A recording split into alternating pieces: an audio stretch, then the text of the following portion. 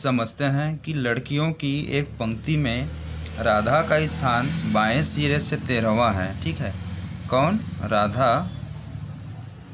का जो स्थान है बायां से कितना है?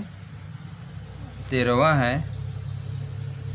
तथा मीरा का स्थान, इसकी एक और दोस्त कौन है? मीरा है।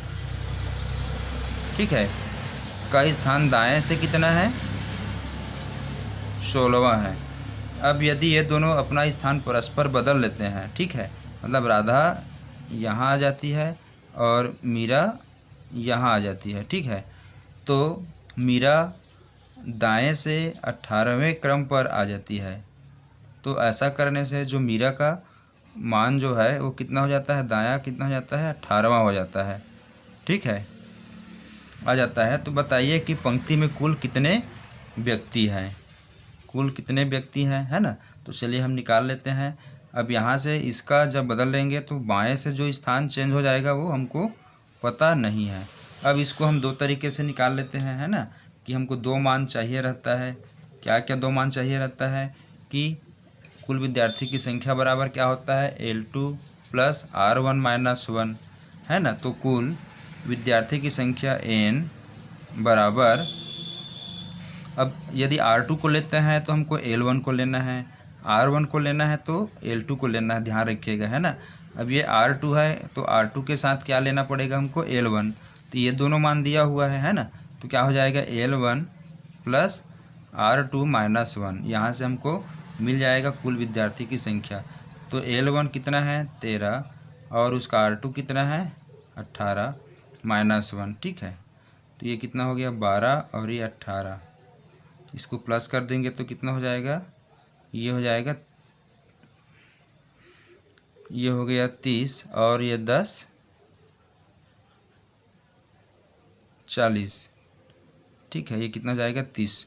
तो इसका स्थान कितना है? 30वां है।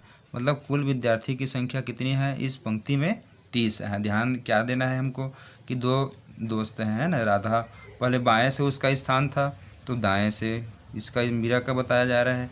अब ये दोनों इधर से इधर चेंज कर लेते हैं तो उनका बाएं और दाएं से जो स्थान है वो चेंज होएगा कि नहीं होएगा? ठीक है, हो जाएगा। तो अब इसमें क्या पूछा जा रहा है कि कुल कितने विद्यार्थी हैं, या इसमें यह भी पूछा जा सकता है कि राधा का बाएं से स्थान कितना है ना।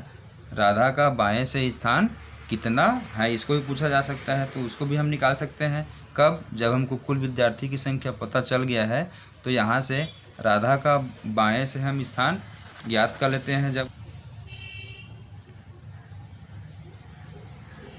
बाएं से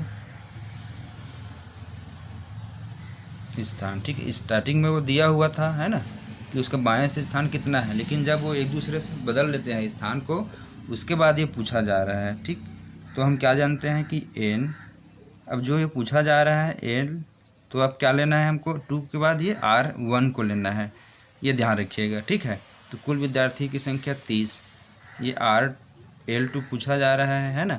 और उसका मीरा का बाएं से स्थान कितना था? ये 16 था, तो ये -1। ठीक कर दिए, ये L2 प्लस 15 हो गया, है ना। कितना हो गया? 15। अब इसको इधर पक्षांतर कर देंगे तो ये क्या हो जाएगा? 15। तो उसका स्थान परिवर्तित करने के बाद कितने स्थान पर आ जाएगी? कौन? राधा। ठीक है, 15वें स्थान पर उसका